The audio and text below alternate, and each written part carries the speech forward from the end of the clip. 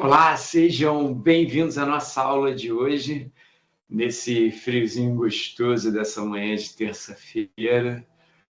Vamos finalizar a nossa revisão. A gente precisa conversar um pouco sobre metabolismo. A gente já viu na aula passada, a aula passada foi mecanismo de contração muscular. E além disso, a gente fez um mega debate sobre prescrição, sobre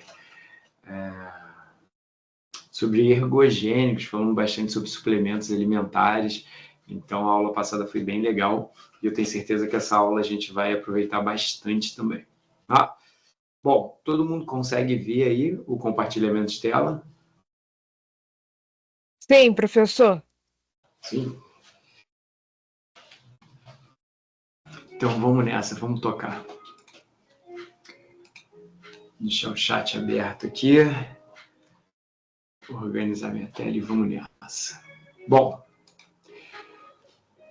então, só para recapitular, semana passada a gente entendeu por completo o mecanismo de contração muscular, vimos como que o neurônio despolariza, como que o cálcio participa da contração, onde quebra ATP e como é toda a dinâmica da célula muscular esquelética da fibra estriada. Bom, hoje a gente segue falando sobre um pouquinho de metabolismo, tá? Essa figura é uma figura que eu gosto bastante. Se vocês acessarem outros vídeos aí do canal, outras aulas e tal, vocês vão perceber que essa figura aí se repete em algumas disciplinas, porque ela é uma figura que eu consigo sintetizar bem o que está acontecendo tanto no anabolismo quanto no catabolismo, né? Então, é uma figura que remete a piscinas, né? Ela faz alusão a piscinas, que na verdade é a quantidade de cada um desses nutrientes que a gente precisa manter em diferentes locais. Esses são os potes, são as piscinas aí. Por exemplo, quando a gente vê no centro da imagem aqui o pool de glicose, vou ampliar aqui para vocês verem melhor. Quando a gente vê aqui ó, o pool de glicose, a gente está falando sobre a quantidade de glicose no sangue. Esse pool de aminoácidos que está aqui é a quantidade de aminoácidos no sangue e aqui a quantidade de ácidos graxos livres no sangue. Tá? Já outros potes, como esse daqui, os verdes aqui de baixo, são os potes que representam os tecidos, a maioria dos tecidos de um lado e o metabolismo encefálico do outro. E tem os potinhos dos estoques. Estoque de proteína, que são as proteínas do corpo, estoque de glicogênio, estoque de gordura. Bom, hoje a gente vai começar e vamos terminar essa figura e eu já quero começar a tocar a próxima apresentação, porque eu quero chegar logo em prescrição, que a gente tem muito a debater sobre prescrição de dieta. Tá? Bom, vamos lá. Começando pela glicose aqui, pelos carboidratos. Então, numa situação anabólica, numa situação de dieta, em que você fez o consumo de alimentos, né, os carboidratos eles são digeridos e, em sua grande maioria, a gente tem a absorção de glicose. Essa glicose ela vai se comportar dependendo de como estiver o perfil metabólico. Eu sei que vocês já tiveram metabolismo, então não vou aprofundar em todas aquelas vias, todos aqueles detalhezinhos, mas a gente vai conversar sobre os controles e analisar diferentes situações, né? Principalmente situações ligadas à melhora do desempenho físico ou da composição corporal. Então pensa comigo, nessa manhãzinha fria a gente vai lá e toma um chocolate quente. Pensa lá no chocolate quente, naquela caneca bonita, saindo aquela fumacinha, e você sente aquele aroma com um leve toque de canela. Aí você pensa assim, sim, esse chocolate está ótimo, mas será que esse chocolate vai me levar a um aumento de peso, mais especificamente um aumento de massa gorda? Depende. Depende muito de como está a situação do seu corpo, consumo calórico prévio, como que estão suas reservas. Mas vamos entender uma coisa que é bem simples aqui.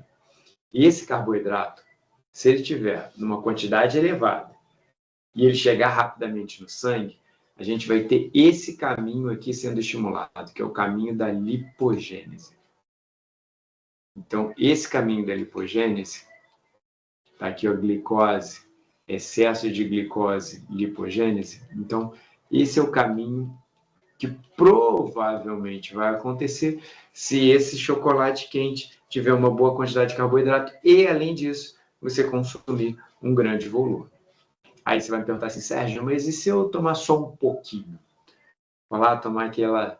Sabe quando você vai naquelas fábricas de chocolate e tal, que tem lá em Penedo, e aí você recebe aquela degustação, aquela amostra grátis de chocolate quente, que são, sei lá, 50, 40 ml. A quantidade de carboidrato que tem ali é muito pequena. Aí você vai falar assim, Sérgio, mas o índice glicêmico é alto. Tudo bem, mas o valor absoluto, a quantidade total de energia ali é muito baixa. Então, não vai ser estímulo suficiente para a lipogênese. Eu estou partindo de uma condição em que você não se alimentou previamente. Agora, se a gente está falando de uma situação em que você fez uma refeição e, além disso, ainda está chegando o carboidrato desse chocolate quente, aí a lipogênese ela vai ser mais estimulada. Mas numa situação em que você não comeu nada, chegou lá, tomou aqueles 40, 50 ml de achocolatado, né, de carboidrato, isso vai principalmente para a sua glicemia e não deve afetar muito a sua glicemia. Por quê? A insulina é o hormônio hipoglicemiante, ou seja, é o hormônio que diminui a glicemia e vai controlar isso tudo, vai evitar que um grande volume de glicose fique presente no sangue, ou seja, vai evitar uma hiperglicemia. Tá? Então, significa que toda vez que a glicemia está alta, libera insulina, a insulina reduz glicemia. Ótimo. Esse conceito é importante para a gente, porque daqui a pouco a gente vai falar sobre efeito rebote. Bom, então, se o meu consumo alimentar foi grande, de alto índice glicêmico, com bastante carboidrato, estou estimulando lipogênese. Por que eu estou estimulando lipogênese? Porque a glicemia vai subir, a resposta de insulina vai ser muito necessária, então a quantidade de insulina liberada vai ser elevada e a insulina vai estimular as vias anabólicas. Por enquanto, só falei de lipogênese, mas uma outra via que vai acontecer também é a gliconeogênese. Então, desculpa, glicogênese. Glicogênese, glicogênese, glicogênese. Gênese é de formação, formação de glicogênio. Gliconeogênese é porque eu já estava pensando em Professor, formação dos dois. É formação de novas moléculas de glicose. Oi, pode perguntar. no caso da lipogênese e da glicogênese, é como se fosse uma quebra dela? Não, Ou não. não? Gênese é formação. Então, quando eu falo de lipogênese, eu estou falando de formar lipídios. E quando eu estou falando de glicogênese, é formar glicogênio. Gliconeogênese é formar novas moléculas de glicose. Então, perfil anabólico. Perfil anabólico. O principal hormônio que a gente vai conversar hoje é a insulina, porque ela se eleva toda vez que a oferta de energia está alta. A gente tem uma ideia de que a insulina só aumenta por conta do consumo de carboidrato, mas não é verdade. Esse é o principal fator que aumenta a insulina, mas se eu consumo muito aminoácido, aumenta a insulina. Só de eu consumir um grande volume de alimentos, a insulina já começa a aumentar, né? Independente da natureza desses alimentos. Mas o carboidrato é sim o mais expressivo. Tudo bem por enquanto? Consegui te responder, Bia? Sim, conseguiu. É que eu tinha ligado como se pensasse como se fosse quebra, mas não. Ase que significa quebra. Lise, Obrigado. glicólise, quebra de glicose, lipólise, quebra de lipídios, glicogenólise, quebra de glicogênio, né? No final, lise, que remete à quebra. A gente vai chegar no catabolismo. Tá? Bom, então, numa situação em que eu tenho excesso de energia, por exemplo, excesso de carboidrato chegando até a corrente sanguínea, eu vou encontrar um aumento de insulina. E a insulina é um hormônio anabólico. Só que ela é anabólico para tudo. Ah, Sérgio, mas eu adoraria que a minha insulina aumentasse e ela estimulasse só o aumento de síntese proteica lá no músculo e deixasse a minha massa gorda ali quietinha na dela. Não, não é assim que acontece. A gente pode até modular um pouco isso, né? A gente vai ver algumas estratégias, como, por exemplo, estratégia de supercompensação de carboidratos, mas se eu estou numa condição anabólica, é anabólica para todo mundo. Eu posso estar mais anabólico para um lado do que para o outro, mas vai ser anabólico para todos. Se eu estou catabólico, eu estou catabólico para tudo. Vamos entender essas máximas. Eu não gosto muito dessas máximas, não, porque às vezes surgem alguns detalhes e as máximas não conseguem explicar por completo. Então, vamos lá. Quando eu olho para essa figura, eu vejo que se chega muita glicose, a glicose ela tem alguns caminhos possíveis. O primeiro caminho que a gente citou é a lipogênese. O segundo caminho é a glicogênese. Legal. Só que tem outros caminhos. Eu vou reduzir o zoom para a gente visualizar melhor esses caminhos. Então, ó, o primeiro caminho que a gente começou é esse caminho aqui, indo para lipídio, e o outro caminho indo para glicogênio. Só que outros dois caminhos são importantes aqui, é a glicose indo para os tecidos e a glicose indo para o seu cérebro. Então, glicose chegou à corrente sanguínea, ela começa a ser distribuída pelo corpo, ela vai fornecer energia para diversos tecidos, um tecido que adora glicose é o seu cérebro, né? Seu cérebro adora glicose, tanto é que se começar a faltar glicose, ele te faz desmaiar para reduzir o gasto energético geral. Tá? Então, o nosso fígado ele vai tentar manter a glicemia, principalmente para manter o fornecimento de glicose para o cérebro. Aí você vai falar assim, Sérgio, mas o rim ele também consegue ajudar no controle de glicemia. Sim, mas o fígado ele é imbatível, o fígado ele é bom nisso. Ele é muito eficiente nisso. O rim é muito eficiente em produzir urina, mas ele também ajuda no controle de glicemia. Tá? Bom, vamos analisar o seguinte. Se a insulina está alta, e eu falei que a insulina é um hormônio anabólico, e ela vai ser anabólico para todo mundo, significa que eu tenho estímulo para acúmulo de gordura toda vez que a insulina estiver alta, e eu tenho também estímulo de síntese proteica. Porém, eu estou falando de estímulo. Se o seu consumo alimentar não foi esse leite achocolatado, por quê? O leite achocolatado ele vai fornecer gordura, ele vai oferecer aminoácidos e também a glicose. Então, no caso do achocolatado, eu vou ter substrato para produzir proteína, ou seja, para ter a síntese proteica, eu vou ter substrato também para acúmulo de triglicerídeos. Agora, se o seu consumo não contém aminoácidos, não contém proteína na dieta, isso vai implicar numa menor síntese proteica. Aí você vai falar assim, Sérgio, mas eu estou em anabolismo porque a insulina está alta. Sim, vai ser um anabolismo principalmente direcionado para glicogênio e lipídios, e acúmulo de lipídios. Tá, legal, Sérgio, estou começando a entender bem essa história. Então, se o meu objetivo é ter um bom anabolismo para a síntese proteica, eu preciso oferecer os aminoácidos que são utilizados para a síntese de proteína. Ou seja, eu preciso dos aminoácidos essenciais. Então, vamos olhar lá para o lado da proteína. Então, está aqui. Glicose aumentou e também aumentou a quantidade de aminoácidos no sangue. Esses aminoácidos vão ser utilizados para a síntese proteica. Aí você fala assim, Sérgio, então, peraí.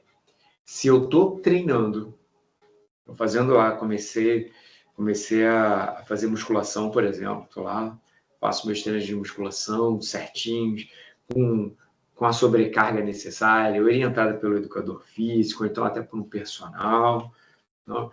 Tenho meu período de descanso, está tudo perfeito.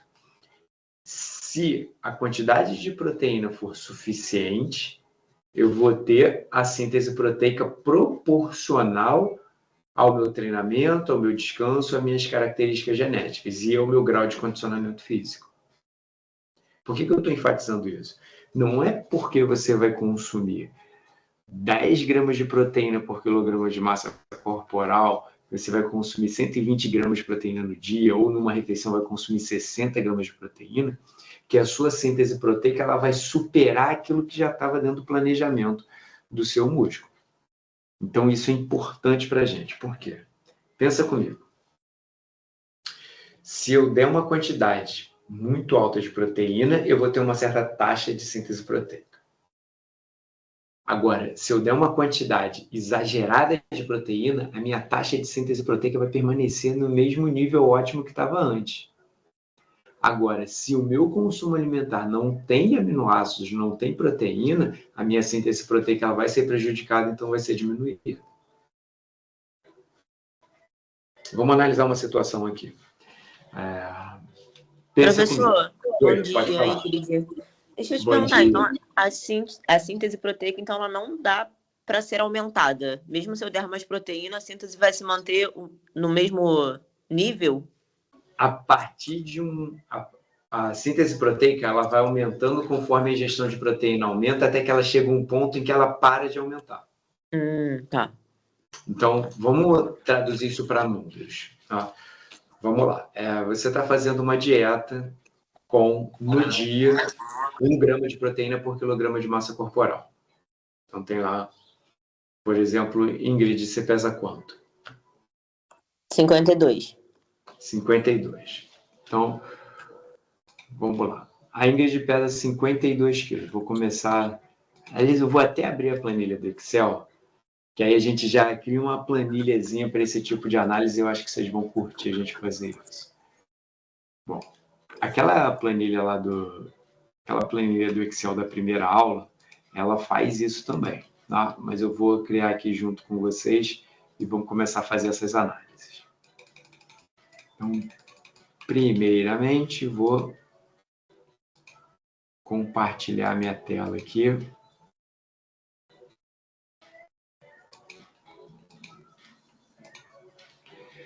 Então, vamos lá.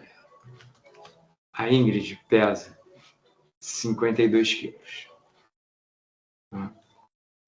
Se eu ofereço para ela 1 grama por grama de proteína por quilograma de massa corporal.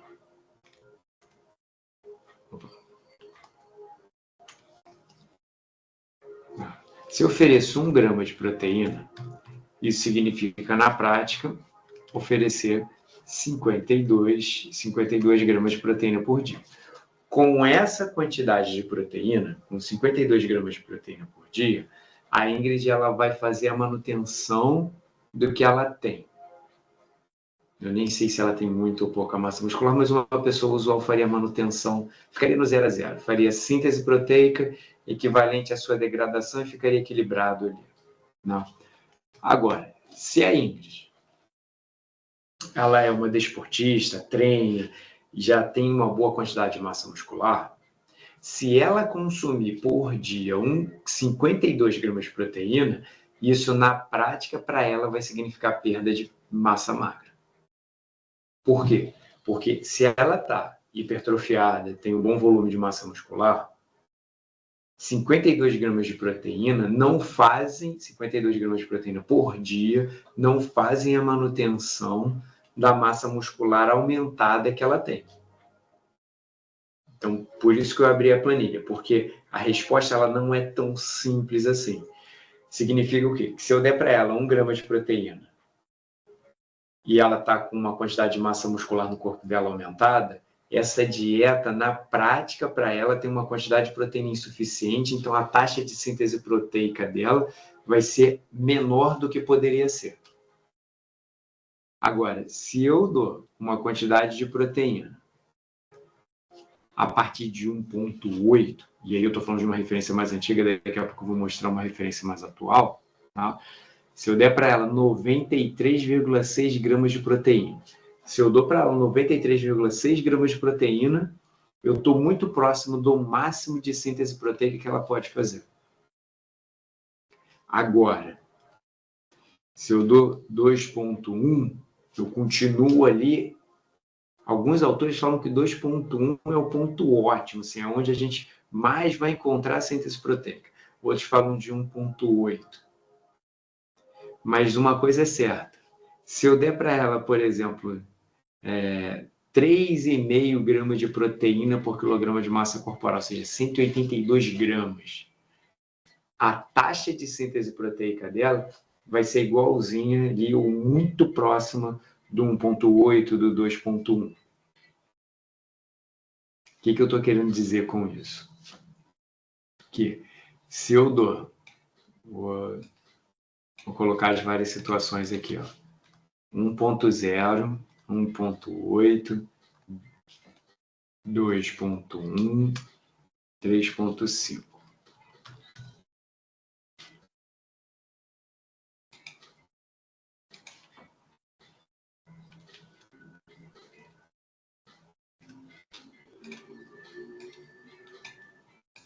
Então, aqui, ó.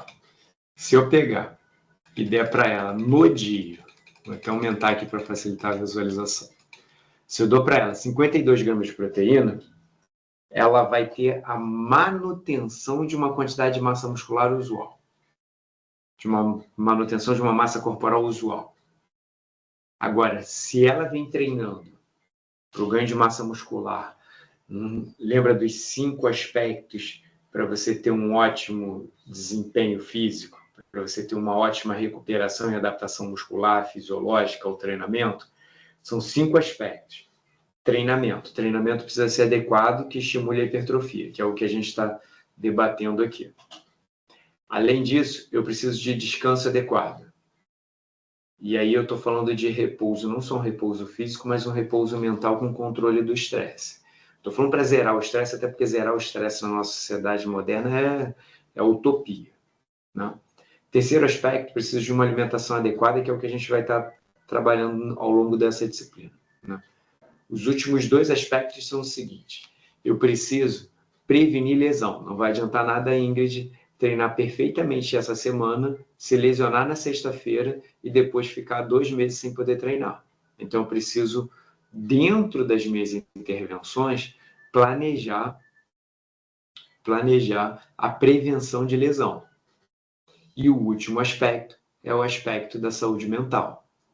Não adianta nada ela ter um corpo pleno, com uma composição corporal ótima para uma determinada modalidade e não conseguir competir porque não se sente capaz, não tem vontade, está depressivo ou qualquer outra coisa do gênero que vai impedi-la, por ordem mental, comportamental, psicológica, de treinar ou de competir.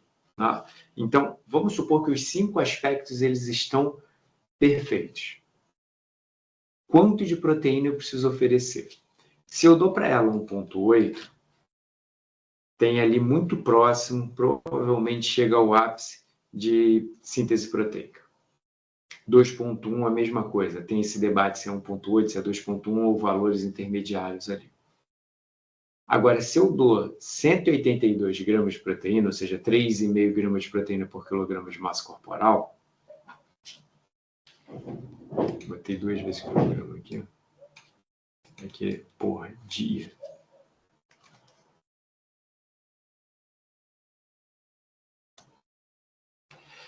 Se eu dou essa quantidade de proteína, 182 gramas, ela vai ter a mesma síntese, a mesma taxa de síntese proteica que ela teria consumindo em torno de 100, 110 gramas, entre 90 e 110 gramas de proteína.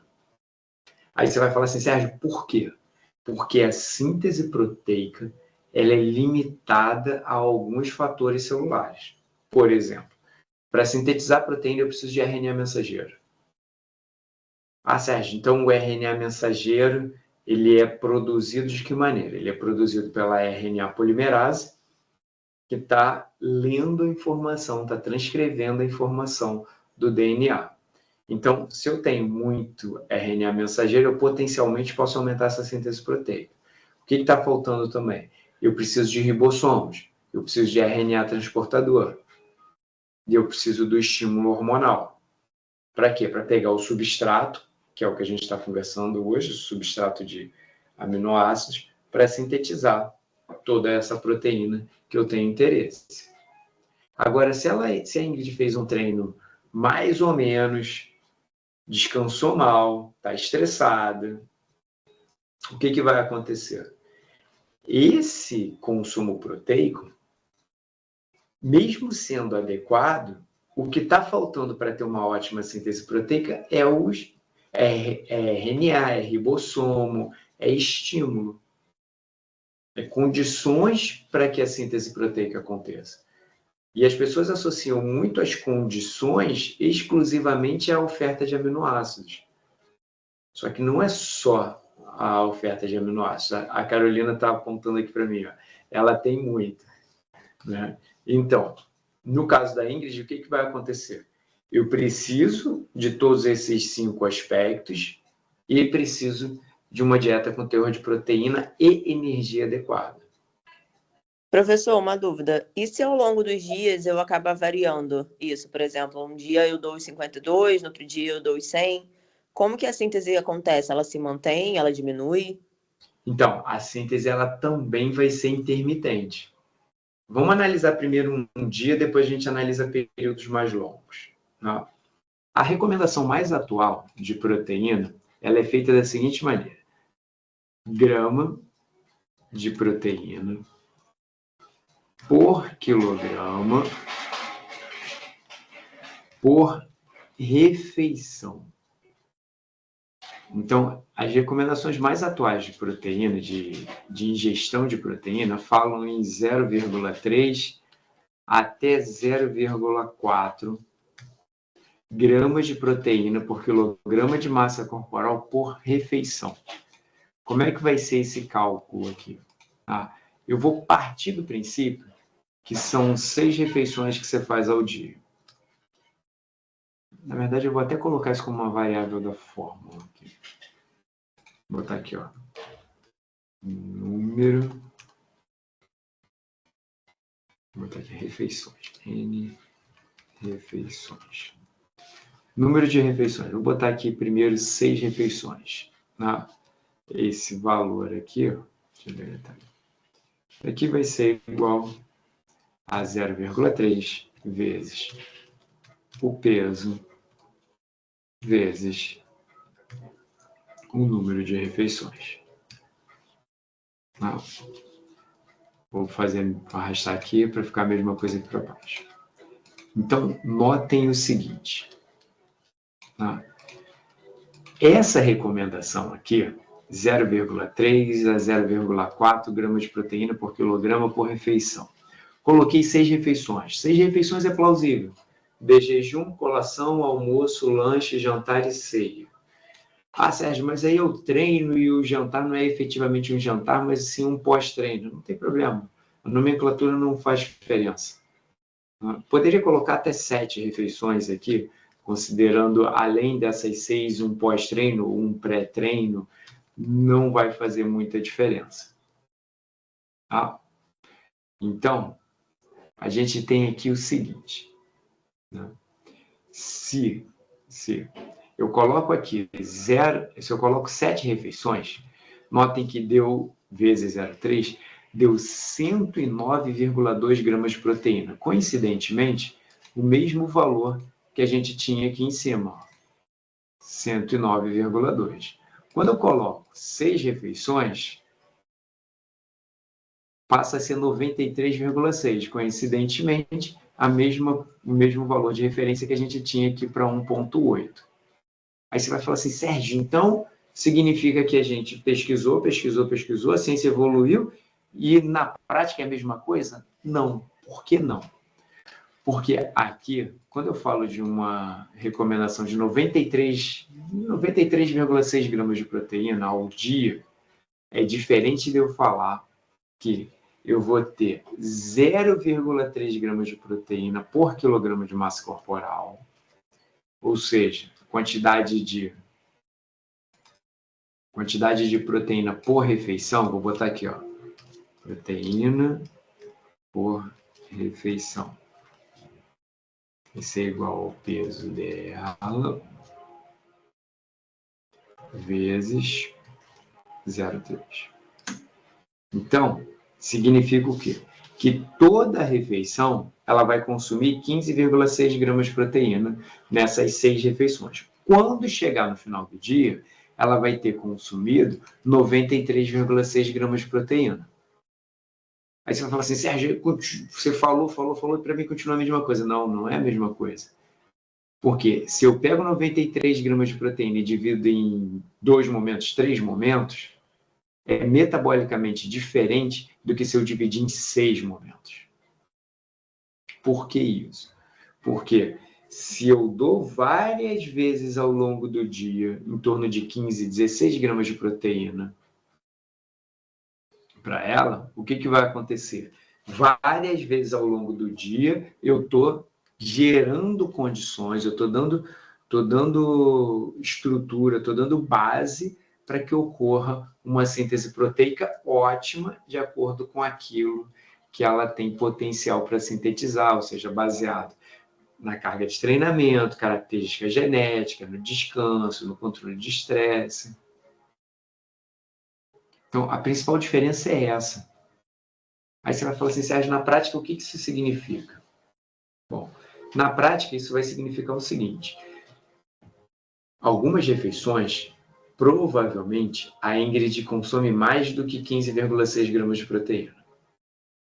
Por exemplo, se eu pegar peito de frango, vou pegar aqui... Professor, outra dúvida. Se a gente fizer a compensação, por exemplo, café da manhã não dá os 15,6 de proteína, mas no almoço eu dobrar, ainda assim eu consigo manter? Você mantém ali, mas você já perdeu o ponto ótimo. Mas, por exemplo, se a minha estratégia de café da manhã for pensando em pré-treino, tipo, eu dou o pico de carboidrato para poder treinar bem, e aí eu acabo não fazendo esse 15,6 de proteína. Mesmo assim, mesmo sendo estratégico, não funciona? Então, vamos lá. Se nossa fala inicialmente era para ter a melhor síntese proteica possível. Se é para ter a melhor síntese proteica possível, eu preciso, que é um outro aspecto que eu vou falar daqui a pouco, uma certa quantidade de energia, que eu vou ensinar vocês a calcular essa quantidade de energia, né? E uma quantidade de proteína ótima. Se, por exemplo, pela manhã, você está fazendo uma dieta ali, uma refeição pela manhã, que o objetivo, pelo que me parece na sua fala, é extrair o melhor desempenho físico possível, não é? Isso, exatamente. Qual é a característica desse treino? Treinamento aeróbico ou de força? Força. Força. Então, se o objetivo pela manhã ali é extrair o melhor desempenho físico possível. Então, no treinamento de força. No treinamento de força, você está super certa. O que a gente mais vai utilizar como fonte de energia, que é o que a gente vai entrar na próxima apresentação, é a ATP, que já está dentro da célula, que é a unidade energética para contração muscular, é o ATP. Como a gente viu na aula passada, pode ser utilizado fosfocreatina também. Então, essa fosfocreatina ela vai ajudar na renovação do ATP para a contração muscular, e eu vou ter também glicólise acontecendo. Sabe aquela dorzinha no músculo que você sente, talvez na última repetição, nas últimas 2, 3 repetições? Essa dorzinha ela ocorre por uma queda de pH, na maioria das vezes, quem é o responsável é o ácido lático. Ácido lático é esse que deveria ter ido para a mitocôndria, mas não foi porque estava com uma quantidade de oxigênio insuficiente para isso. Então, significa que nesse treino de musculação você está utilizando ATP, fosfocreatina e glicólise, principalmente. Né? Então, são os três substratos ali para permitir que esse músculo continue trabalhando.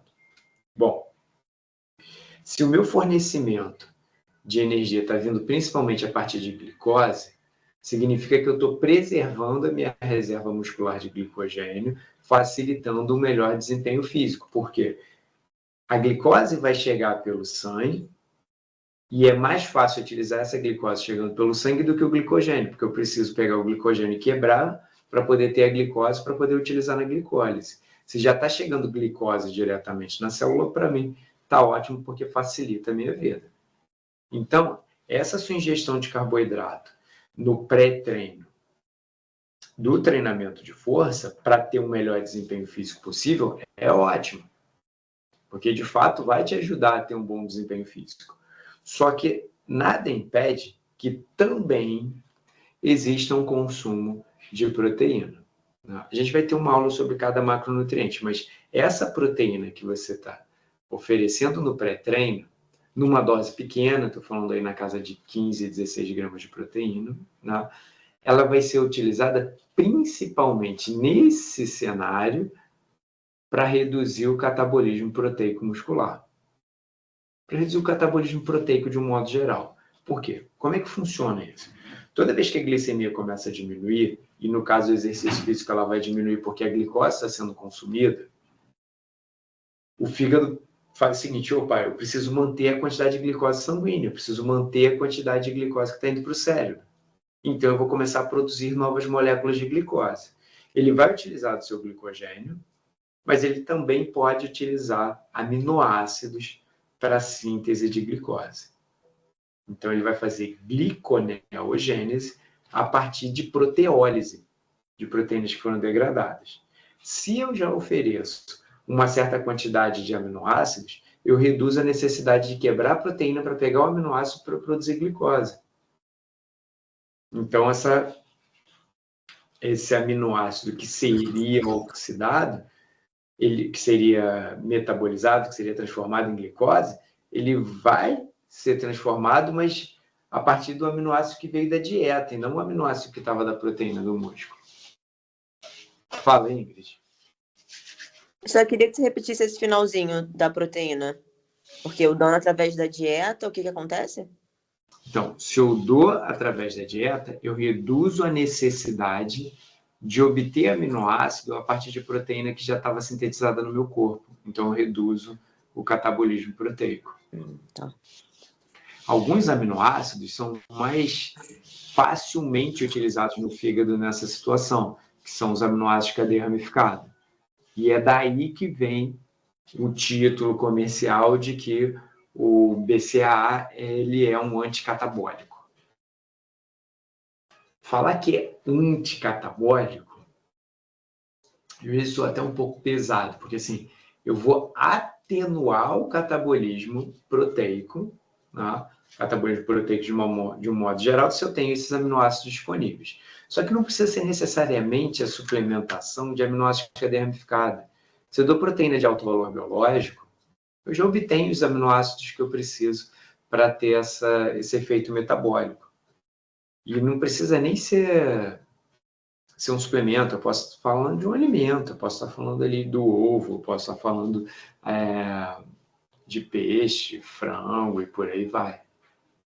Professor, então, pelo que eu entendi, uma coisa, então, não exclui a outra. Por exemplo, eu posso continuar dando esse pico de glicose para o treino de força. Então, por exemplo, eu posso comer um pão com, sei lá, doce de leite e colocar um ovo também nesse mesmo café da manhã. Sim.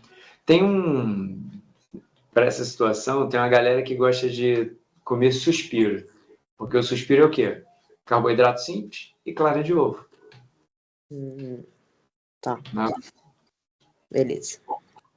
Vamos lá. Então, vamos voltar aqui. Vocês estão vendo a planilha, não estão? Estão vendo a planilha aí na tela, correto? Tá. Sim, está aparecendo. Então, vamos lá. Com esses cálculos aqui, eu consegui comprovar para vocês que o valor total de proteína vai ser praticamente a mesma coisa, independente da referência que eu usar. Oi. Pode falar, estou te ouvindo.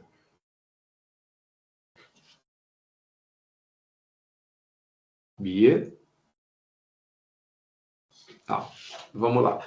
Então, com esses cálculos que eu mostrei aqui, a gente vê que a quantidade de proteína é equivalente pelas referências anteriores e pelas atuais. Pode continuar.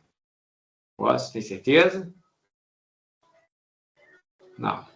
Então, o que vai acontecer? Na prática, O que muda com essa recomendação de grama de proteína por quilograma de massa corporal por refeição não é o valor total de proteína que eu estou dando acumulado no dia, mas sim o conceito de que eu preciso oferecer essa proteína de forma fragmentada. Se eu pego, por exemplo, estou usando a Ingrid como exemplo porque a gente já colocou o peso dela e a gente já começou até a entrar na sua rotina de treinamento também. Vamos pensar no almoço da Ingrid. A Ingrid senta para almoçar, tá? E ela vai num restaurante aquilo, né? E aí ela vai lá e pega duas porções de peito de frango. Quando ela pega essas 2 porções de peito de frango, isso dá aproximadamente umas 30, 35 gramas de proteína. Aí você vai falar assim, Sérgio, mas é muita proteína, porque ela precisava, por refeição, fazer o consumo de 15, 16 gramas de proteína. Aí eu vou falar para você, concordo com isso. Significa que nesse momento vai chegar uma quantidade de aminoácidos maior do que o que ela precisa. Aí o que vai acontecer com a síntese proteica dela? Vai acontecer? Vai. No máximo que estava pré-estabelecido de acordo com a genética, perfil hormonal, treinamento, descanso e tudo mais? Vai. Então significa que vai ter um excesso. Sim. Esse excesso de aminoácido, ele, no nosso corpo, ele não pode ficar nessa forma. Não posso pegar um excesso de aminoácidos e falar assim, não, fígado, arruma um cantinho aí, guarda esses aminoácidos, porque se eu precisar depois eu pego contigo e uso. Não é assim que funciona. O aminoácido que está em excesso no sangue, ele vai ser desaminado, ou seja, ele vai entrar no ciclo da ureia e a sua estrutura carbônica vai ser utilizada para a produção de glicose. Para quê? Para que essa glicose vire glicogênio ou vire lipídios, ou seja, fique estocada. Então, quando ela senta no almoço e consome uma quantidade de proteína maior do que o que ela precisa, ela está estimulando mais formação de glicose do que se ela tivesse consumido uma quantidade de proteína menor. Qual o problema de estimular muito a síntese de glicose? Fala. Em relação a isso, a gente aprendeu que tem um cálculo que faz com a proporção de carboidrato para evitar que a proteína seja usada, né, desviada para a produção de energia. Seria isso? Isso, a gente vai fazer Tem algumas formas de fazer essa análise. A forma que eu vou mostrar para vocês, e que provavelmente vocês já viram, é a quilocaloria não proteica por grama de nitrogênio. Certo. Isso, e aí esse cálculo seria aplicado nessa situação, por exemplo, assim, faz essa conta da proporção de carboidrato em relação à quantidade de proteína, justamente para que essa proteína não fique em excesso e não acabe sobrando aí e sendo usada para a formação de glicose, é isso? Na prática, a minha preocupação é mais com a falta de proteína do que com o excesso. Por quê? O problema eu ofereço uma quantidade de proteína adequada, mas está faltando energia de outras fontes. Está faltando carboidrato, está faltando lipídio, a quantidade de energia não proteica está baixa. Se a quantidade de energia não proteica está baixa, o fígado fala o seguinte, olha só, eu adoraria atender a sua demanda de aumentar a síntese proteica, mas eu preciso manter a glicemia, porque se a glicemia cair demais, o cérebro vai sentir falta, e se ele sentir falta, ele vai desmaiar a gente. Mas isso pode comprometer a síntese proteica mesmo com uma ingestão alta de proteína? Sim, se a quantidade de energia estiver muito desequilibrada. Certo. Então, por isso que eu até abri a planilha, porque a gente vai chegar nesse cálculo, né? Então, o que está acontecendo aqui? Primeiro cenário, ela consumiu uma quantidade de proteína exagerada, né, no almoço, tinha carboidrato, tinha lipídio nesse almoço, então não está faltando energia. O que está acontecendo é que tem um excesso de aminoácido. E aí, se tem excesso de aminoácido, eu vou estimular a síntese de glicose. Dependendo do volume de alimentos, da quantidade de energia que tem ali, uma boa parte dessa energia ela vai ser convertida a gordura. Né? Bom, mas vamos supor que ela está numa outra condição. Ela está numa situação em que ela vai chegar para mim e vai falar assim, Sérgio, olha só, eu estou só comendo proteína, estou consumindo uma quantidade de proteína ótima, mas eu quero reduzir massa gorda, então eu cortei carboidrato da dieta ou cortei lipídio da dieta. Né? Então, estou seguindo uma dieta low carb ou low fat e a quantidade de proteína está alta. Nesse cenário, eu preciso analisar se essa quantidade de energia não proteica ela é suficientemente grande para fazer com que a quantidade de proteína que foi consumida seja utilizada na síntese, porque se não for, ela vai ser desviada. Esses aminoácidos vão ser desviados para quê? Para a formação de glicose. E aí é o cálculo que eu vou mostrar para vocês daqui a alguns instantes. Tá? Só para finalizar o raciocínio das 15,6 gramas de proteína, para transformar esses números e esses cálculos todos que eu estou mostrando numa recomendação útil para vocês darem para os seus pacientes. Tá? O paciente chegou, você fez o cálculo e está lá. A Ingrid está na minha frente, está sentada ali no consultório, e eu falo para ela, olha só, você precisa de 15,6 gramas de proteína por refeição. Aí ela vai falar assim, tá ótimo, Sérgio. Então, o que significa isso? Significa que, por exemplo, um lanche pela manhã que você consome uma maçã ou meio mamão papaya com granola e um pouquinho de mel. Essa refeição para o ganho de massa muscular não é adequada. Porque a quantidade de proteína nessa refeição está muito baixa. Vou chegar nesse momento e vou falar para ela, ó, eu preciso incluir alimentos ou suplementos que vão aumentar a sua ingestão proteica. Nesse momento. Agora, quando chegar lá no almoço, a minha fala para ela vai ser o seguinte, olha só, eu entendo que você gosta de comer esse peito de frango, que você gosta de comer a carne ou esse alimento proteico que seja, só que para a sua quantidade de massa corporal, para o seu objetivo, essa quantidade está exagerada. E se eu exagero em aminoácidos, esses aminoácidos são convertidos a glicose, essa glicose ela vai seguir para algum caminho, como a gente viu na figura, ou ela vai para os tecidos, ou ela vai a glicogênio, ou ela vai a lipídio. E o meu problema com essa formação de moléculas de glicose é essa formação de moléculas de glicose está no momento em que já está chegando bastante glicose pela corrente sanguínea. Aí a gente volta àquela minha primeira frase da aula de hoje. Se tiver muita glicose e ou a glicose estiver chegando rapidamente à corrente sanguínea, eu vou ter estímulo de lipogênese. E às vezes o resultado não vem justamente por causa desse desequilíbrio. Fala aí, Ingrid. Eu ainda não entendi muito bem a diferença de eu não poder fazer isso. Você falou que tem que fazer ao longo do dia. Mas a gente fala, por exemplo, de café da manhã e almoço. São refeições muito perto uma da outra. Por que eu não posso fazer a compensação só no almoço? Porque se a minha digestão demora, 8 horas para acontecer. Então, ao longo do dia, eu vou ter esse acumulado de proteínas que eu fui ingerindo nas refeições do dia. Por que eu não posso compensar o almoço em vez do café da manhã? Não está muito claro para mim. Entendi a sua questão. A sua questão é a seguinte. Se você, por exemplo, acorda pela manhã, faz uma ingestão proteica mínima ou até mesmo não faz, e aí essas 15, o que faltou para chegar nas 15,6 gramas de proteína, você joga para o lanche ou até mesmo para o almoço. E aí chegar lá no almoço, você compensa a ingestão proteica, que não aconteceu toda nesse momento. É isso? Isso mesmo. Tá, vamos lá. O processo de digestão de proteína, ele é um pouco mais lento do que de carboidratos. Então, carboidratos, principalmente os carboidratos simples, a gente faz uma digestão ótima e isso chega rápido na corrente sanguínea, tá? Então, rápido na casa de meia hora, 40 minutos. E as proteínas, dependendo do tipo de proteína que está sendo ingerida, isso pode, de fato, levar horas para chegar eficientemente, significativamente ali ao sangue.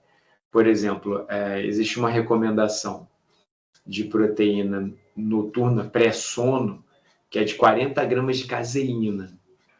Por que a caseína? Porque a caseína é uma dessas proteínas que tem a digestão e esse processo todo para aumento de aminoácidos no sangue mais lento.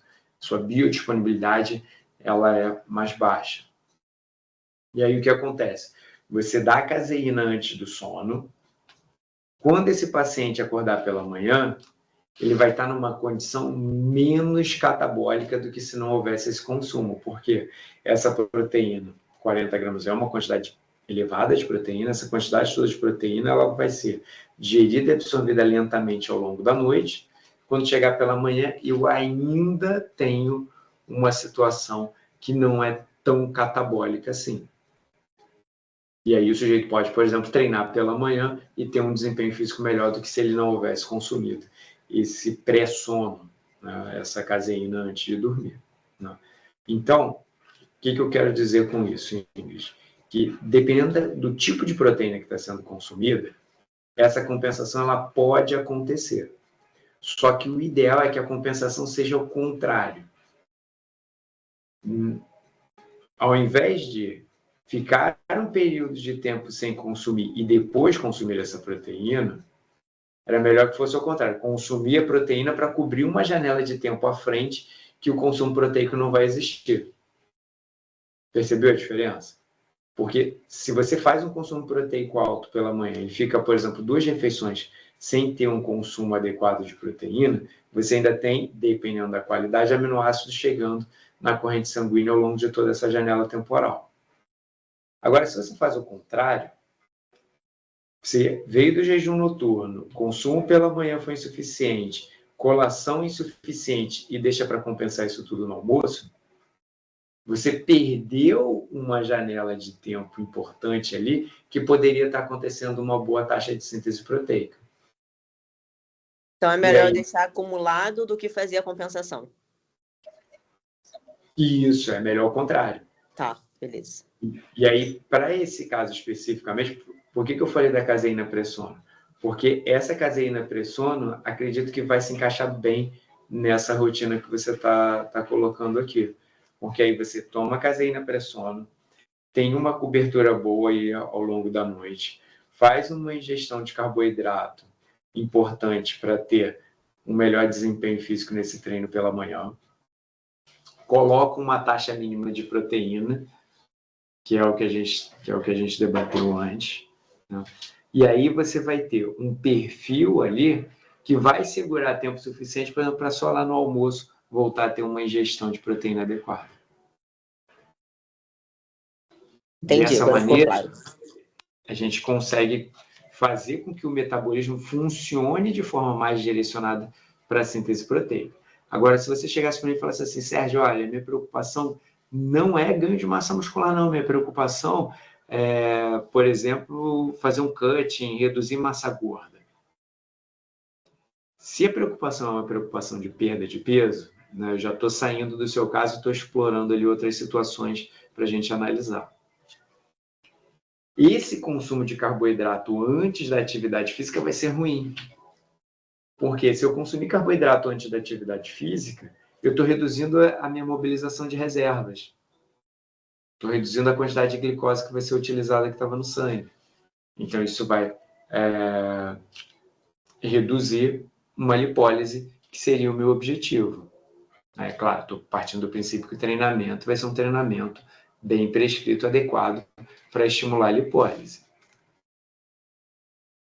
Perceberam como a gente vai precisar sempre estar analisando qual é a situação e o objetivo do paciente, para pegar as recomendações e encaixar essas recomendações na rotina. Professor, pode repetir, por favor? Vamos lá, pensa. Vou sair do seu caso, Ingrid. Vou pegar o caso da Bia. Bia chega para mim e fala assim, Sérgio, ó, eu estou empolgado com a sua aula, eu quero perder peso e eu vou treinar junto com a Ingrid pela manhã. Aí a Bia, quando chegar na academia lá junto com você, Ingrid, o educador físico vai falar assim, ó, Bia, desculpa, mas eu sei que você quer treinar com ela, mas a série que ela faz não é adequada para o que você quer. Porque quando a Bia chega para o educador físico e fala assim, olha, eu vim aqui porque eu quero treinar, eu quero reduzir a quantidade de gordura que eu tenho no corpo, quero perder peso. O educador físico vai chegar e vai falar o seguinte, ó, esse treinamento que a Ingrid faz está direcionado para um ganho de massa muscular, para hipertrofia e tal. Agora, o que eu vou prescrever para você vai ser um treinamento que está direcionado para a oxidação de lipídios. Então, vai ser um treinamento mais aeróbico, porque a oxidação de lipídios ela acontece à base de atividade mitocondrial, então depende de oxigênio para ter essa quebra de lipídios. Então, vai ser uma atividade aeróbica por um tempo mais longo. Então, você vai ficar aí 50 minutos, 1 hora em atividade física aeróbica. Aí ele vai lá e sugere que a Bia vá, por exemplo, para uma aula de spinning e depois faça um treinamento ali na sala de musculação, com mais repetições, com intervalo menor entre as séries, talvez com repouso ativo, né, que é aquela situação em que você faz o exercício, ao invés de ficar parado, descansando, você trabalha algum outro grupamento muscular, antagônico ou não ali, e depois volta para aquele exercício. Você vai conjugando ali de forma que você não fica parado, descansando, e sua frequência cardíaca vai estar sempre mais alta. Bom, então, o educador físico foi lá e fez uma prescrição, né, baseada em vários fatores, que vai estimular a lipólise. Se eu der toda a energia que a Bia vai gastar nesse treino em pré-treino, por exemplo, colocando ela para comer esse pão com, se não me engano, era pão com doce de leite, não era que você estava falando? Se eu der para ela esse mesmo pão com doce de leite, o educador físico vai chegar para mim e falar assim, Sérgio, assim você me quebra, porque eu estou fazendo um estímulo aqui para ela oxidar lipídio, para ela mobilizar reserva. E você está dando tudo aquilo que ela precisa já de pré-treino, ela vai mobilizar pouca reserva. Assim, o desempenho físico dela vai ser bom, mas em compensação, as reservas, que é o que ela quer mobilizar e o que eu estou planejando com o meu treino, praticamente não vão ser mobilizadas. Aí você vai falar assim, Sérgio, então peraí, calma aí, eu preciso saber quanto de energia eu vou dar para a Bia, porque se eu der muito, eu prejudico a mobilização de reservas, mas em compensação, se eu não der nada para ela, pode ser que ela não consiga ter um treinamento minimamente satisfatório ali. Porque algumas pessoas em jejum não conseguem extrair um bom desempenho físico. Por uma questão de adaptação, por vários fatores ali.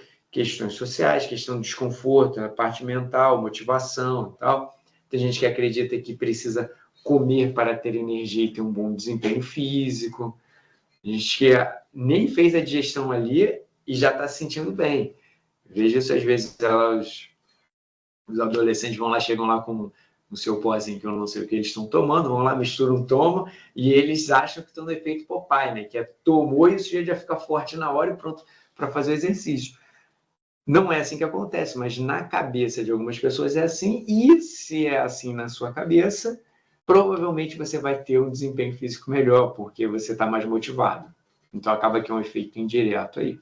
Aí vocês vão perguntar assim, Sérgio, tá, legal, mas como é que eu faço esse cálculo? Como é que eu vou descobrir quanto de energia eu não posso dar para a Bia?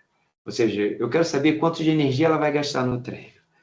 Para isso, eu já estou aqui com a planilha, então vamos criar mais uma linha aqui. A quantidade de energia gasta, quilocaloria gasta no treino, ela vai ser igual, tá? A fórmula é a seguinte, ela vai ser igual a uma constante, que é o MET, que é o equivalente metabólico, que vai ser multiplicada pelo peso no paciente, pelo tempo em horas. Então, vou botar aqui, H, aqui eu vou botar, peso em quilos. Aí você vai falar assim, Sérgio, de onde que eu vou tirar esses METs?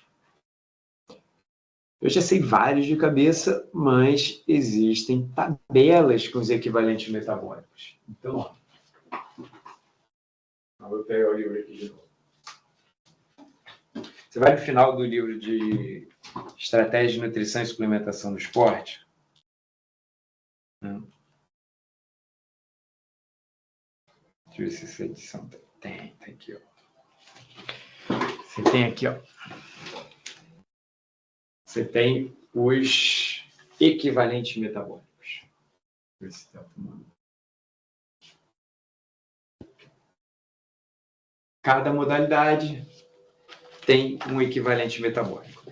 Aí eu vou lá e vou pegar aqui, ó, por exemplo, ó, futebol americano. Futebol americano não é nosso. Vamos pegar uma atividade nossa.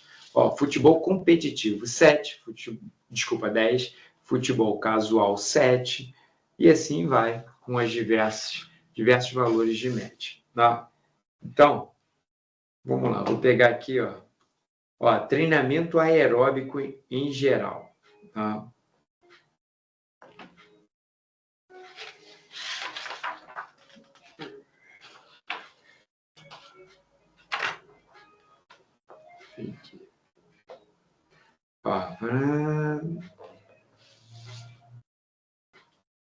Aqui, ó, exercícios de condicionamento, ciclismo, calistenia, circuito, ó.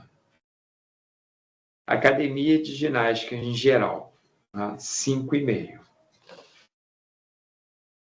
Então, vou pegar esse 5,5 aqui, que é um treinamento de ginástica de um modo geral, que é o que está aqui no livro. Tá?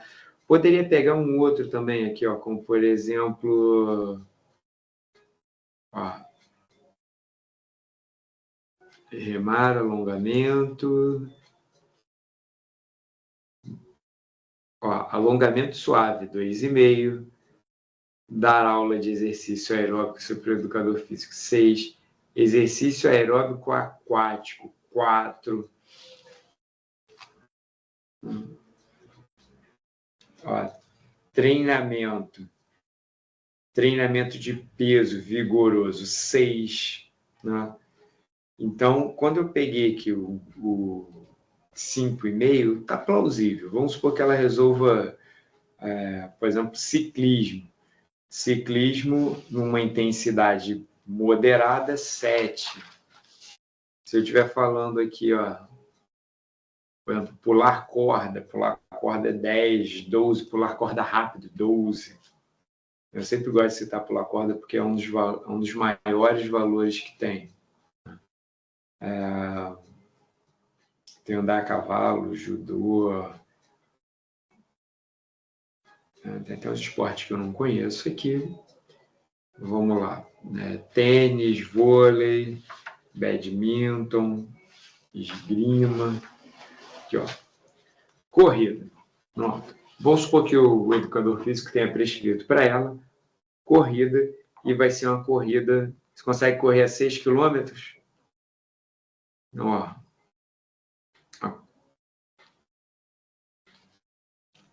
Não está aqui, ó. Correr a 8 km por hora dá 8 de equivalente metabólico. Se você oscilar entre correr e caminhar, dá 6. Né? Vamos supor que a Bia está começando agora, ela vai ficar com 6 do equivalente metabólico desse misto entre correr e caminhar. Né? Então, o equivalente metabólico, 6. Qual é o seu peso, Bia?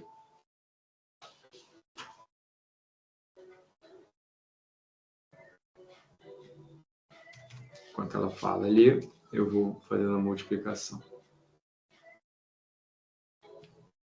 6 vezes peso vezes o tempo. Então, a Bia pesa 43,4,9. Eu usei um exemplo de uma pessoa que tem um peso baixinho. Já não é mais a Bia, é outra pessoa. Porque se eu botar a Bia para perder peso, eu vou botar...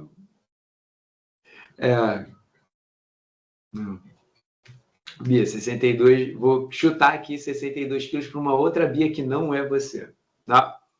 E vamos supor que você vai realizar 1 hora desse misto de corrida com caminhada. O gasto energético, ele já foi calculado ali, 372 quilocalorias. Se fosse meia hora, eu colocaria aqui 0,5, porque é o tempo em horas. Tá? Se fossem 45 minutos, eu colocaria 0,75. Então, notem, conforme eu vou variando o tempo, vai variando a quantidade de energia gasta. Né? Então, o que eu estou querendo dizer com isso aqui? Que se, por exemplo, ela vai ficar 50 minutos é 0,83. Né? Vamos supor que ela vai ficar 50 minutos nesse misto entre caminhar rápido e correr. Sabe quando a pessoa está começando ainda? E aí ela corre, aí quando ela não aguenta mais correr, ela vai lá e começa a caminhar, e isso vai se estendendo o máximo de tempo que ela consegue, e o planejamento aqui foram 50 minutos. Tá? Então, nesse caso, a Bia gastou 308,7 quilocalorias. Se eu der para ela 500, 400, 600 quilocalorias, é fato que eu estou dando uma quantidade de energia maior do que o que ela vai gastar nesse treinamento. Então, eu estou reduzindo a mobilização das suas reservas. Agora, se eu pego e dou uma quantidade de energia pequena, 150 quilocalorias, por exemplo, 200 quilocalorias, eu estou dando uma quantidade de energia insuficiente para a quantidade de energia que ela vai gastar, então reservas vão ser mobilizadas. Quanto maior for essa distância, ou seja, quanto menor for o valor oferecido, 100 quilocalorias, 50 quilocalorias, maior vai ser a necessidade de mobilizar reserva. Mas, professor, e se ela fizer EPOC no final do treino? Então, se chegar ao final do treino e ela combinar com alguma outra atividade ou estratégia para aumentar o grau de oxidação, eu estou aumentando essa quantidade de energia gasta. Então, e aí eu vou somando todas as atividades que estão sendo feitas. E aí eu vou encontrar o valor total gasto nesse treino. Fala, Samanta. Professor, no caso, quando eu dou além do que o necessário, é o efeito rebote? Não, calma, o efeito rebote talvez a gente nem vai chegar hoje, já são 11h25. O efeito rebote é quando, depois eu vou mostrar como que a gente calcula isso, mas é quando eu dou uma quantidade de glicose, de carboidrato alta, com índice glicêmico alto, e eu começo a fazer atividade física com um pico de insulina. Se eu começar a fazer atividade física com um pico de insulina, o que vai acontecer? A quantidade de insulina que está no sangue ela vai ser suficiente para reduzir glicemia. E, além disso, o treinamento vai reduzir glicemia. Então, tem esse efeito rebote de uma alimentação de alto índice glicêmico, que é provocar uma queda de glicemia rápida. Combinado com o exercício físico sendo desempenhado, sendo executado nesse momento, a glicemia ela pode cair além do que era de se esperar, e o paciente ele tem dor de cabeça, tem desconforto, tem queda de desempenho físico. Não? Professor, eu não entendi muito bem. Tipo, você falou, eu não posso dar mais do que ela vai gastar. Então, no caso, ela vai gastar 308, eu tenho que dar menos para o corpo poder usar reserva, ok. Mas quando ela terminar o treinamento e eu fizer ela ficar em EPOC mais 40 minutos, mesmo assim, essa estratégia não funciona? Funciona. Quando a gente fala do EPOC, o EPOC é o efeito da atividade física aeróbica sobre o consumo de oxigênio. Então, isso na prática significa que você vai deixar ela sem consumo calórico ali. E aí, por isso que eu botei essa outra coluna aqui. Tá? Quando ela chegar e terminar o treinamento dela e continuar sem se alimentar, vamos supor que eu fique meia hora ali. Tá? O peso dela continua o mesmo, 62 quilos, só que agora não vai ser mais 6 de equivalente metabólico, cai para 3, 2,5 de equivalente metabólico. Então, eu vou ter a soma desses dois valores aqui. Então, o gasto de energia acumulado ali vai ser agora não mais 308, mas de 386 quilocalorias, em torno disso. É claro que isso aqui é uma aproximação. Né? Então, vai ser em torno de 386 quilocalorias. O que significa isso? Significa que o pré-treino agora dela poderia ter um pouquinho a mais de energia. Sérgio, Foi. uma dúvida. Assim, eu sei que normalmente quando o paciente procura para emagrecimento, que é um resultado rápido, então talvez não seja algo que seja, assim, na prática muito aplicável. Mas, por exemplo, para uma pessoa que está sedentária, nesse caso você falou, eu não posso baixar muito a oferta de energia, senão talvez ela não tenha o desempenho, né? Eu poderia fazer um trabalho, por exemplo, de aclimatação, por exemplo, por 2 semanas, oferecer a quantidade de energia para que ela consiga desenvolver um condicionamento, já que ela está parada, antes de começar a reduzir essa oferta de energia para, de fato, entrar na perda de peso? Sim. E essa estratégia pode ser eficiente num período de tempo mais curto ou pode ser que precise de um tempo mais longo. Isso depende muito da resposta do paciente. O próprio educador físico, ele já vai fazer os seus ajustes com base nisso. Por quê? Quando você começa a fazer exercício físico vindo do sedentarismo, você precisa aprender a fazer um movimento. O seu sistema nervoso, né, o seu cérebro, ele precisa realizar mais conexões. Os neurônios motores precisam se conectar melhor com a fibra muscular que está sendo trabalhada. Então, só você observar um sujeito que nunca fez nada, começou a fazer musculação, às vezes na primeira, segunda semana, às vezes já da primeira para a segunda, ele já consegue aumentar o peso. Por que ele aumenta o peso? Porque ele agora está controlando melhor o grupamento muscular e, portanto, ele consegue tolerar uma carga maior. Ele está conseguindo sincronizar melhor o recrutamento das fibras musculares. Então, às vezes, de uma semana para outra, ele já consegue aumentar a carga. Ou em 2 semanas ele vai lá e aumenta a carga. Ele hipertrofiou muito nesse período? Não. Ele só está fazendo o exercício melhor, ele só está controlando melhor o movimento. Então, o educador físico, principalmente quando ele pega um sujeito que é sedentário, já tem algum risco de doença cardiovascular, ele vai planejar essa adaptação também. E a gente pode usar esse período para planejar a nossa adaptação. Oi, pergunta. É só que eu não entendi, eu queria entender esse match, eu fiquei confusa nessa parte, eu não entendi. Então, o match são constantes, né, que me indicam a intensidade desse exercício. Como é que funciona isso? O pesquisador, ele vai lá, pega um grupo de pessoas, coloca para fazer o exercício físico e vê o quanto de energia está sendo gasta nesse exercício físico. E aí ele faz um ajuste pela massa e pelo tempo. E aí estabelece o match. Então, o equivalente metabólico, né, ele vai ser variável ali de acordo com o tipo de exercício. Mas ele é criado de uma forma em que eu consigo, um homem ou uma mulher, um sujeito pesado ou leve, eu consigo utilizar o mesmo match desde que o sujeito faça com aquela intensidade esperada para aquele treino. Então, o que eu quero dizer com isso? Vamos supor, a Ingrid está super bem condicionada fisicamente, ela vai lá fazer o agachamento dela e coloca 120 quilos de cada lado. Vai lá e faz o agachamento lá. Monstro. Aí vem a Carol fala assim, eu treino tempo, mas eu não consigo pegar esses 120 quilos. Quando a gente pensa no equivalente metabólico para musculação, tem intensidade leve, moderada e intensa. Quando ela pega a maior intensidade, é os 120 quilos para Ingrid, mas é o 80 quilos para Carol. É o máximo de carga que ela tolera para fazer aquele movimento. Então, para ambas, o treinamento está sendo intenso. Não significa que a carga tem que ser igual.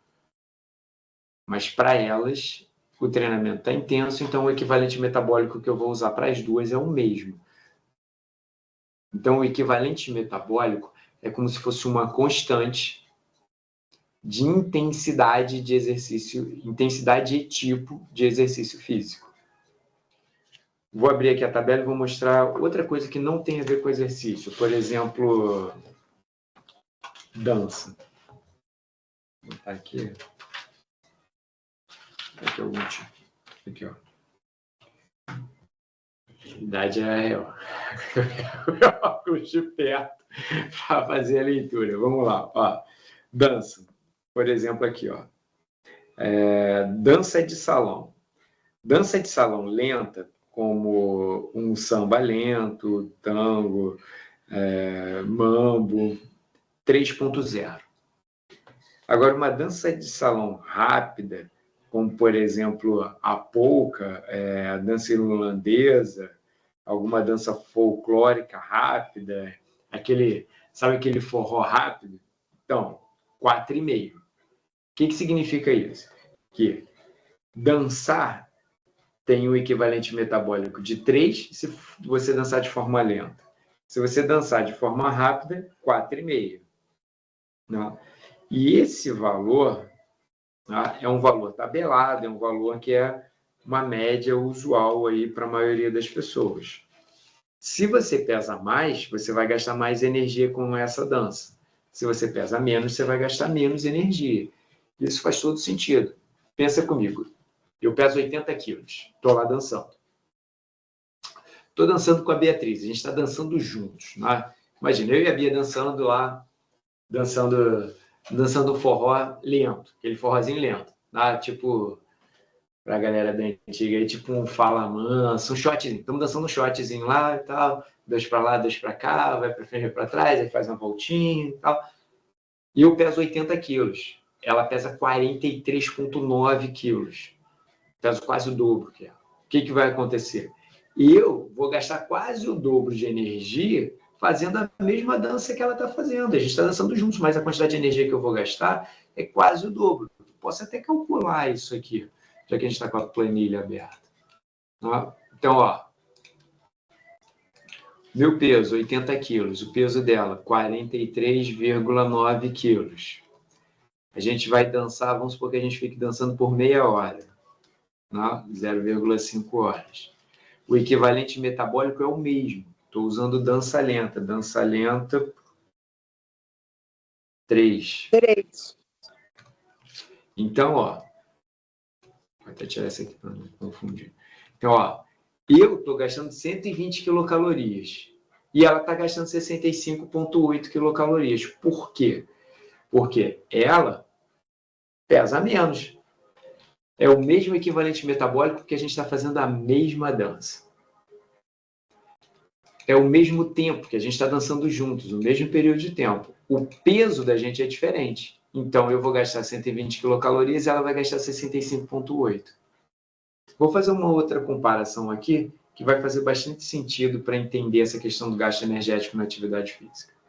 Vocês já viram a galera do CrossFit correndo na rua?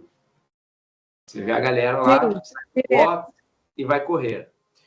Alguns utilizam um cinturão ou uma mochilinha com peso. Já viram isso? Sim, ou então eles botam a bola na mão. Isso, ou vai correndo com a bola, ou vai correndo com peso, aí pega o halterzinho, vai correndo com o halter. Por que isso? Quando você corre carregando peso, você está mexendo na quantidade de energia gasta. Você vai gastar mais energia correndo exatamente na mesma velocidade. A corrida, a velocidade é a mesma. Tá? Só que você vai gastar mais energia se você estiver carregando 10 quilos do que se você estiver sem esse peso extra. Então, quando você corre carregando peso, você está gastando mais energia. Então, não precisa ser necessariamente a sua massa corporal. Se eu pegar e, vamos supor, eu vou correr sem nada, short, camiseta e tênis, vou gastar uma certa quantidade de energia. Se eu fizer essa mesma corrida carregando ali um cinturão de 10 quilos, eu vou gastar mais energia. Porque eu estou transportando mais carga, eu estou transportando mais peso. Na aula passada, eu dei o exemplo aqui, fiquei em pé e dei o exemplo de fazer a rosca bíceps rápido ou fazer a rosca bíceps devagar. Se você faz 8 repetições rápidas ou 8 repetições lentas, o gasto energético é diferente. As 8 repetições lentas vão gastar mais energia. Por quê? Porque o tempo de execução é maior. Ah, Sérgio, mas o peso é igual. O peso é igual, mas o tempo de execução, não. Então, isso faz com que o gasto energético seja diferente. Trabalho de isometria. Peguei lá um peso e fiquei sustentando lá, estou trabalhando o trapézio, estou segurando o peso e não estou movimentando, estou parado ali. Estou gastando mais energia do que se eu já tivesse largado o peso? Sim, porque eu estou ficando mais tempo em exercício. Então, a gente tem essas 3 variáveis que vão influenciar o quanto de energia a gente gasta. Qual é o tempo que eu estou executando esse movimento, qual é a minha massa corporal e qual é o tipo de exercício que eu estou fazendo. Então, por exemplo, depois da dança, a gente chega e fala o seguinte: não, a dança não está muito legal, não, vamos dar uma corridinha. Ou melhor, vamos fazer um ciclismo. Tá? Fazer um ciclismo de leve. Tá? Então, eu quero fazer um rolezinho na praia de bicicleta. Então, um rolezinho na praia de bicicleta, o equivalente metabólico é 6. Ou seja, se a gente ficar 1 hora fazendo esse passeio de bicicleta ali na praia, o gasto energético já sobe para 480 quilocalorias para mim e 263,4 para a Bia. Tudo bem? Dúvidas sobre essa fórmula? Prof, dentro disso também a gente pode incluir o déficit calórico também, né? Ou não tem nada a ver? Então, eu posso pensar, né? Aí você está falando de déficit calórico, você deve estar pensando em perda de peso. Né? Eu posso planejar a dieta sem contabilizar com atividade física para quando incluir atividade física isso gerar um déficit. Né? Gerar um déficit maior de energia. Então, é uma outra forma que a gente pode planejar isso também. Por exemplo, eu faço o cálculo de dieta para um dia em que o sujeito não treina, e no dia que ele treinar, tem um gasto extra aí que vai provocar o déficit de ingestão calórica. Isso vai levar a uma perda de peso muito lenta, mas normalmente uma perda consistente, uma perda que não vai mudar muito o hábito alimentar do paciente. Mas, Sérgio, nesse caso, se a gente não contabilizar, teoricamente, a gente não teria uma estimativa, né? De quanto a pessoa teria ali para perder durante aquele período, né? Ou não, tem como fazer uma estimativa, mesmo sendo assim? Sim, tem.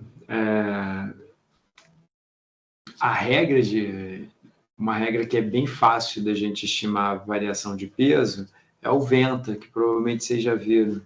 Né? Cada 256 quilocalorias por dia. Sim, então, sim. Pode falar. Perda mensal. E aqui eu vou botar quilocaloria diária. Cada 256 quilocalorias vai levar 1 quilo por mês. Se você quiser uma perda de peso maior, é só ir mexendo aqui nessa quantidade. Por exemplo, se eu tirar 600 quilocalorias, a perda de peso vai ser 2,3 quilos. Se eu fizer por dia 300 quilocalorias a menos, vai perder 1,17 quilos e assim vai. Professor, eu nunca vi isso. É sempre 256 para 1 quilo? Isso, 256 quilocalorias diárias a menos. Então, por exemplo, vamos supor que eu fiz a estimativa do seu gasto energético, você gasta 3.000 quilocalorias. Se eu der para você, vou botar aqui agora, 3.000 menos 256. 2.744, ou seja, se eu tirar 256 quilocalorias por dia, você vai perder 1 quilo por mês. Se eu tirar 300, aí eu montei uma regrinha de 3 aqui para a gente ver. Se eu tirar 300, vai perder 1,2 quilos no final do mês. Se eu tirar 500 quilocalorias, vai levar uma perda de 2 quilos no final do mês. Tá? Então, esse cálculo aqui É o quanto de energia 1 quilo de gordura custa no nosso corpo. É só pegar o 256 e multiplicar por 30. Aí você vai ver qual é o custo energético de 1 quilo de massa gorda. Então, sei que a gente vai passando por várias coisas aqui na nossa aula, mas peguei lá a Bia que quer perder peso. A minha Bia hipotética, não é a Bia que pesa menos de 44 quilos, não. Uma Bia hipotética que pesa 62 quilos, ela quer perder peso. Eu posso estimar mais ou menos quanto de peso ela vai perder. Como? Eu vejo qual é o gasto energético total dela do dia, considerando todas as atividades que ela pratica, e vou oferecer uma dieta com valor calórico menor do que ela gasta. E aí, por essa simples regra de 3 aqui, eu faço uma estimativa mensal de perda de peso. Tem outras formas? Tem. A gente só não tem tempo para agora trabalhar essas outras formas de estimar o gasto, estimar a perda de peso.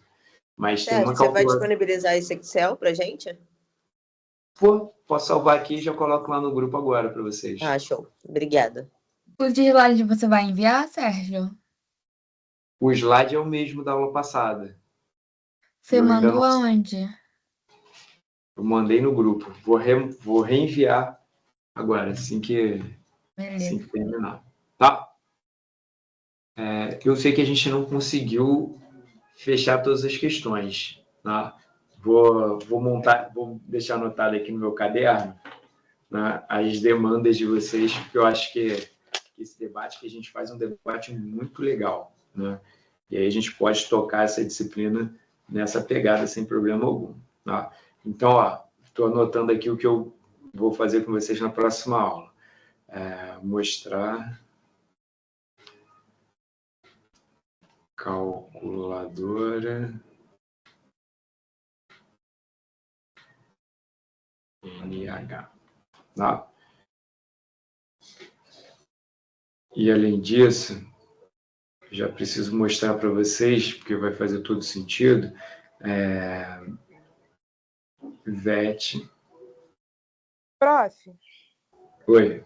você sabe algum aplicativo que a gente possa usar para a gente poder fazer esses testes que você está ensinando para a gente poder treinar? Então, na próxima aula eu vou mostrar duas formas de fazer isso daqui de um jeito bem simples. Tá? Uma é através de uma planilha e outra através de um site, que é muito legal que ele faz isso daí para a gente também. Tá? E aí fica como um gostinho aí, um anseio para a minha próxima aula da semana que vem, essas duas ferramentas aí que com certeza vão ajudar bastante quem tem interesse por essa área. Professor, só uma coisa. Eu vi que você foi incluído lá no Canvas. Aí dá até para você postar o material no Canvas. Boa. Tanto no Canvas quanto lá no sistema do Liceu. Agora tá com o meu nome. Tá com seu nome. Apareceu ontem. Apareceu ontem, que bom. E aí, bom, eu vou ver se tem mais gente que não está na lista e vou colocar as coisas lá no Canvas também. Tá? Mas se puder mandar no WhatsApp também, já ajuda, Sérgio, por favor. Não, já vou mandar no WhatsApp agora para não ficar devendo. Entendeu? Que aí facilita até para a gente baixar também. A apresentação. Estou devendo mais alguma coisa? Já botei no WhatsApp. Depois eu boto lá nas outras plataformas. Tá ok? Vamos lá, música de encerramento. O que vocês querem ouvir? Galera, isso aqui é muito música de despedida. Galera, beijo, abraço, fui. Tchau. Pra mim já deu.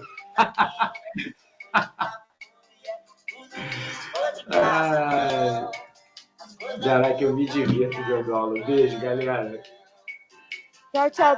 Prof, até o final do semestre, sua filhinha tem que aparecer aí pra gente matar a saudade dela. Mas ela tá na escola nesse horário, não tem como ela aparecer, cara.